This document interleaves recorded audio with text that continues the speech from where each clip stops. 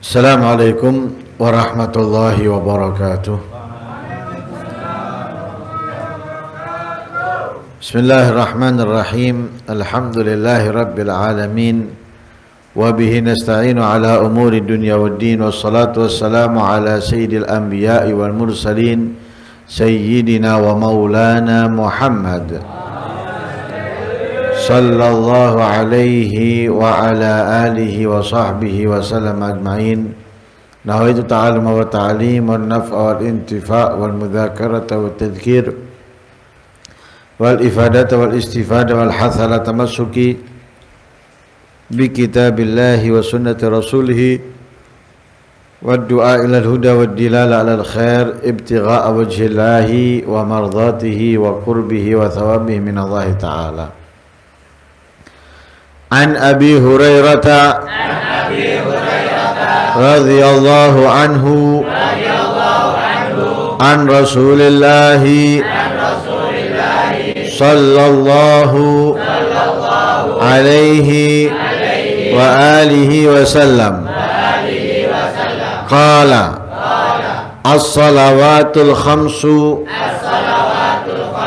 wal jum'atu ilal jum'ati wa ramadhanu ila ramadhana mukaffiratun lima bainahunna idza ijtunibatil kabairu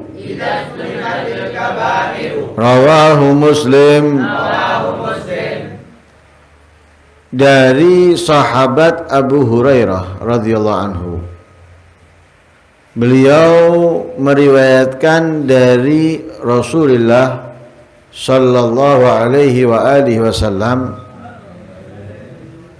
Nabi bersabda, as-salawatul khamsu, salat 5 waktu, salat 5 yaitu zuhur, asar, maghrib, isya dan subuh.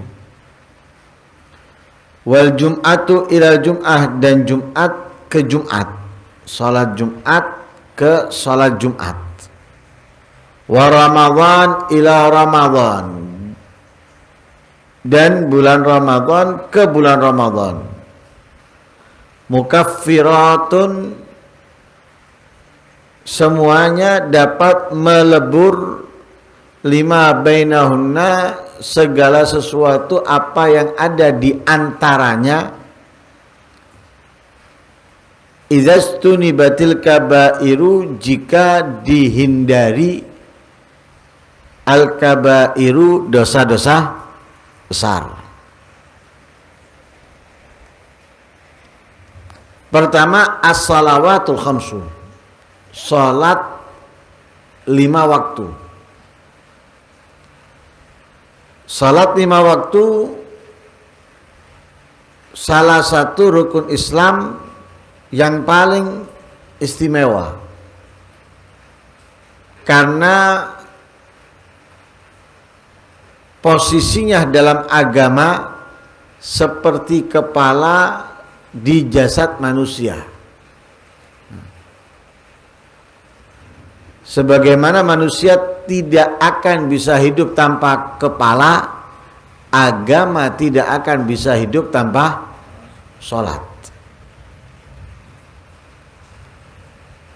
Dengan itu Nabi SAW bersabda di dalam hadisnya, as-salatu imaduddin. Sholat itu adalah tiangnya agama, pondasinya, yang menguatkan. Pondasi kalau kuat, insya Allah bangunan yang di atasnya ikut kuat. Kalau kita ingin membangun tingkat 1, 2, 3 sampai seterusnya, maka utamanya pasti kita akan mementingkan pondasinya agar bisa kuat, mampu di atasnya memikul di atasnya dengan tingkat yang diinginkan. Nah, karena itu ada kadarnya. Oh, tingkat 1 cukup sekian. Itu pun ngelihat daerahnya. Oh, kalau daerahnya itu jauh dari jalan raya, insya Allah sekian cukup. Kalau di jalan raya harus lebih. Ini karena ada getaran dan yang lain sebagainya. Semakin tinggi, semakin dalam. Begitu juga seterusnya. Lah, sholat adalah tiangnya agama. Karena itu orang yang menjalankan sholat menghidupkan agamanya, membuat agama dalam dirinya itu bergairah. Kalaupun dia mau melakukan A, B, C dan yang lain sebagainya, dia pasti meninjau, melihat bagaimana menurut agamanya sebelum melihat, memerhatikan keuntungan ataupun hasilnya. Itu kalau orang menjalankan sholat. Tapi kalau orang meninggalkan sholat, yang dia utamakan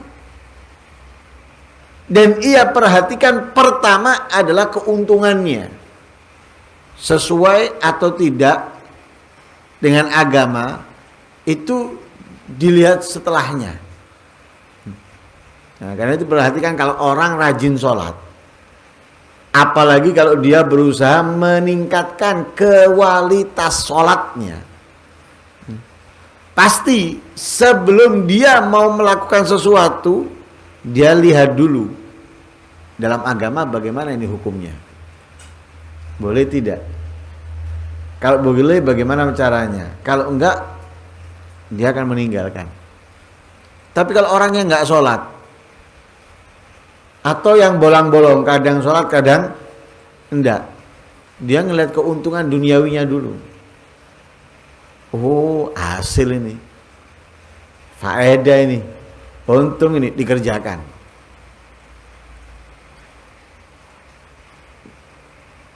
Berikutnya baru dia mengetahui, loh ternyata nggak boleh. Dia akan tinggalkan atau tidak? Ngelihat. Waduh, mana tak tinggal no, untungnya sakmene. Dalam dirinya nggak ada penguat untuk tinggalkan, nggak ada penguatnya. Akhirnya apa? Dia lebih memilih tetap melakukannya walaupun itu tidak diperbolehkan. Nah, ini contoh orang yang meninggalkan salat.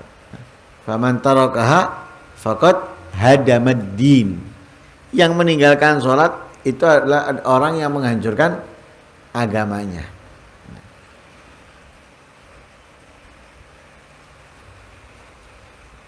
Karena itu kita harus menjaga sholat 5 waktu dengan benar.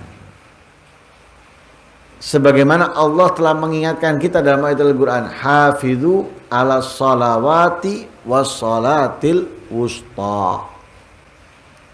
Allah yang memerintahkan, hafidhu, rawatlah, jagalah selalu sholat 5 waktu dan sholat al-wusta. Nah, sholat al-wusta dengan perbedaan yang ada, walhasil intinya sholat al-wusta ini masuk dalam sholat 5 waktu, karena ada yang mengatakan itu asar, ada yang mengatakan itu subuh dan yang lain sebagainya. Yang diperintahkan adalah apa? Rawat, jaga selalu sholat 5 waktu. Itu diperintahkan Allah.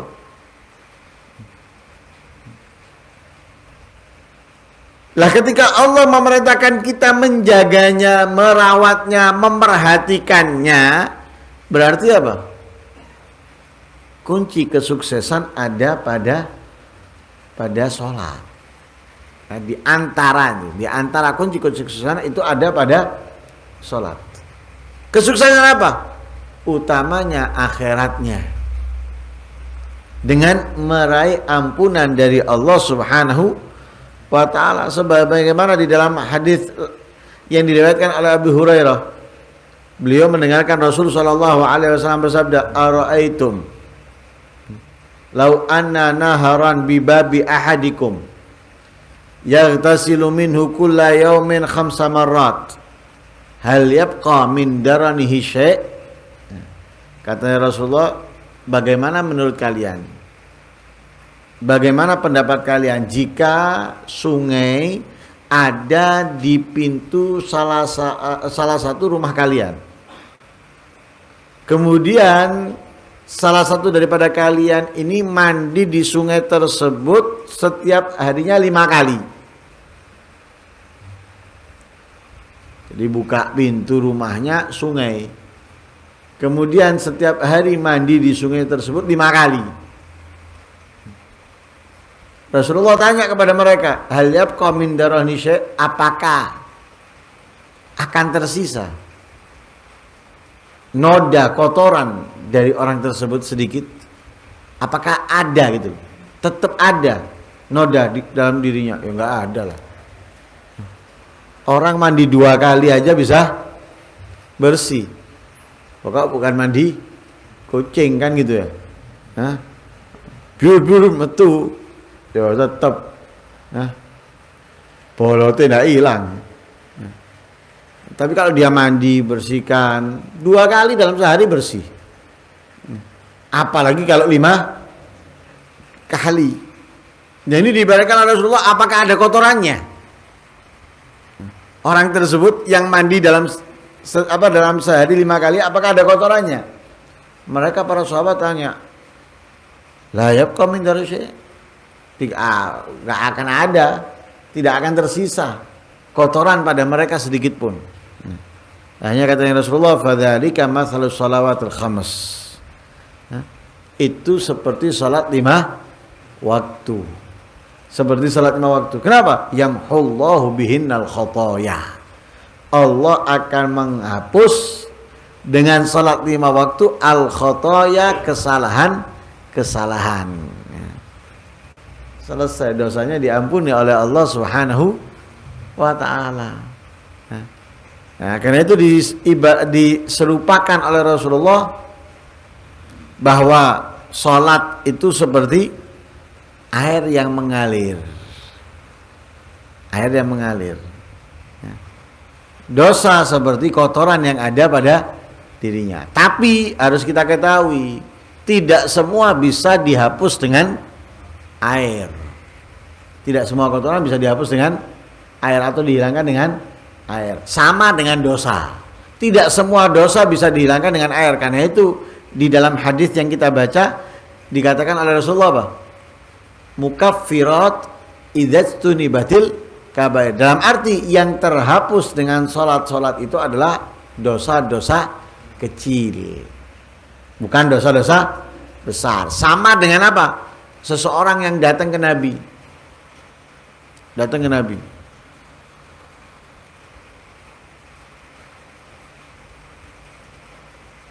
Karena telah melakukan dosa.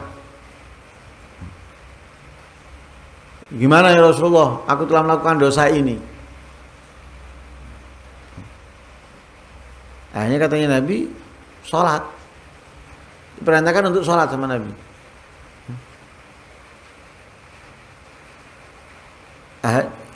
Lalu sampai turun ayat, ya, tarafayna hari wa zulafa minal lail innal hasanat yudhibnas sayyiat. Katanya Rasulullah setelah diperintahkan sholat di situ, sholatlah 5 waktu, pagi dan sore. Ya, pagi di situ disebutkan dalam ayat Al-Qur'an apa tafsirnya, zuhur, asar dan sebagainya. Kemudian malam, maghrib, isya. Nah, innal hasanat yudhibnas sayyiat. Kebaikan-kebaikan itu dapat menghapus dosa-dosa, kejahatan-kejahatan, tentunya dosa-dosa kecil. Sehingga sahabat ini yang mengeluh kepada Rasulullah karena berbuat dosa, turun ayat tersebut, katanya sahabat ini untukku khusus atau untuk yang lain juga ya Rasulullah? Katanya Rasulullah, untuk seluruh umatku. Nah, ini perintahkan sholat. Kenapa? Dosa-dosa kecil dan juga dosa antara dia dengan Allah. Tapi kalau dosa antara dia dengan makhluknya Allah nggak termasuk itu. Kenapa? Daripada syaratnya tobat harus meminta maaf kepada yang disalahi atau yang didolimi atau yang diambil haknya. Maka dosa itu yang diampuni oleh Allah adalah dosa kecil antara dia dengan Allah. Kemudian setelah sholat 5 waktu wal jum'ah ilal jum'ah. Sholat Jumat ke sholat Jumat. Ini kalau per harinya itu sholat 5 waktu. Kemudian ada yang per pekan. Jumat ke Jumat. Nah, antara sholat ke sholat ada perbuatan dosa-dosa yang kita lakukan. Nah, begitu juga antar Jumat ke Jumat. Di antara itu apalagi waktunya lebih panjang, lebih lama.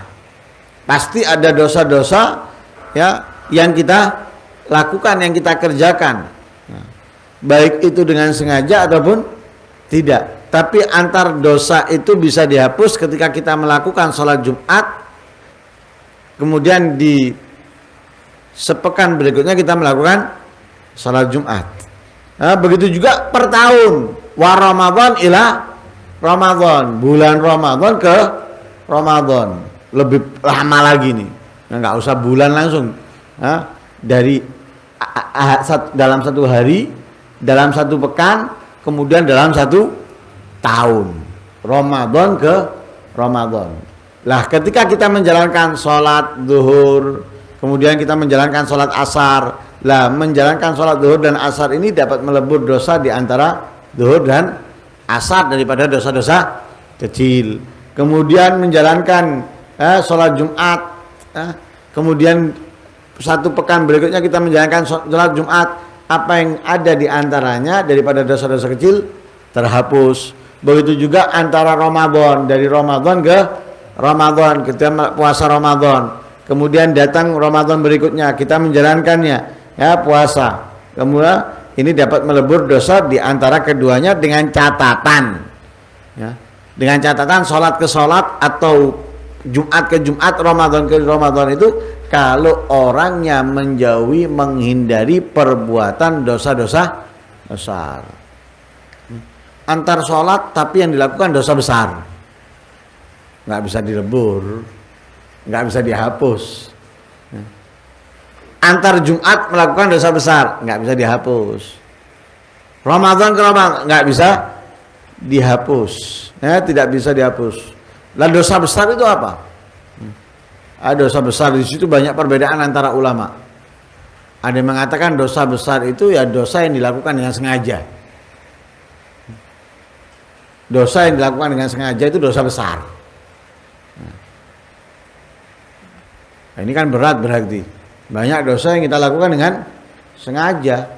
Melihat perempuan yang bukan mahramnya, kemudian menggunjing, berbohong, dan yang lain sebagainya. Jadi ada sebagian ulama yang mengatakan dosa yang dilakukan dengan sengaja itu berarti dosa besar. Ada yang mengatakan enggak, dosa besar sesuai yang disabdakan oleh Rasulullah. Ada dalam hadis 3, ada dalam hadis 7, nah, dan yang lain sebagainya. Tapi ada paling besarnya dosa besar. Nah, jadi dosa-dosa besar seperti yang disebutkan oleh Rasulullah dalam hadis ijtanibus sab'al mubiqat, hindari, jauhi 7 perkara dosa yang dapat membinasakan kamu. Itu dosa-dosa besar. Seperti apa? Al-isyrak billah, menyekutukan Allah. Kemudian qatlun nafsi allati haramallahu bighairil haq, membunuh nyawa tanpa hak.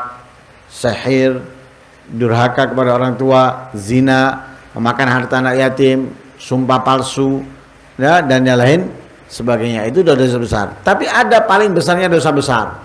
Ya, paling besarnya dosa besar diantaranya adalah al-isyrak billah, menyekutukan Allah, uququl walidain, durhaka kepada kedua orang tua, dan kemudian firar minaz zaf, lari daripada pemerangan. Itu akbarul kabair.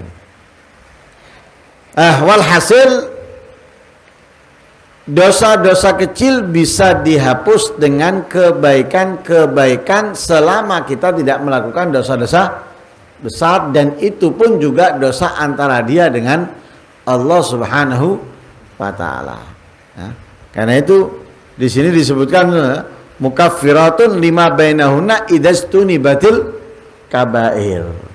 Ya, jika menghindari dosa-dosa besar, sesuai juga yang difirmankan oleh Allah Subhanahu wa taala dalam ayat Al-Qur'an, in tajtanibu kaba'ira ma tunhauna anhu nukaffir ankum sayyi'atikum wa nudkhilkum mudkhalan atau madkhalan karima. Jika kalian menjauhi apa yang aku larang, ya, daripada dosa-dosa besar, nukaffir ankum sayyi'atikum, akan aku hapus daripada kalian kejelekan-kejelekan kalian atau keburukan-keburukan kalian. Wa nudkhilkum, kan aku akan masukkan kalian mudkhalan, ada yang membaca madkhalan karima, nah, tempat masuk yang bagus, yang indah, yaitu surga. Nah, lah di situ ada riwayat yang mengatakan itu salat 5 waktu.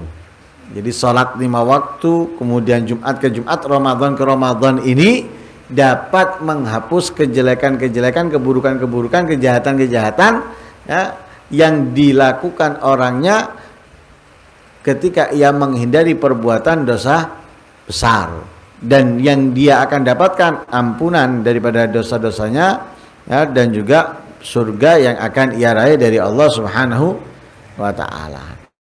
Lah hadis ini menjelaskan bahwa dosa itu bisa dihapuskan dengan amal soleh, ya, dosa-dosa kecil bisa terhapus dengan amal soleh, ya, seperti juga dalam hadis yang lain, wa adbi sayyi'atal hasanata tamhuha. Adapun dosa-dosa besar tidak bisa dilebur kecuali dengan taubat yang shadiqah, taubat yang nasuha, seperti yang difirmankan oleh Allah Subhanahu wa ta'ala. Mudah-mudahan dosa-dosa antara kita dengan Allah, semuanya dihapus, diampuni oleh Allah Subhanahu wa ta'ala, diganti dengan kebaikan, kemuliaan, dan mudah-mudahan kita bisa saling memaafkan antara kita sehingga tidak ada di antara kita, ya, dosa, ya, sehingga kita sama-sama bisa menikmati surganya Allah, ridhonya Allah, rahmatnya Allah. Amin Allahumma amin. Wassallallahu alaihi wasallam Muhammadin nabiyil ummi wasallam. Alhamdulillahi rabbil alamin.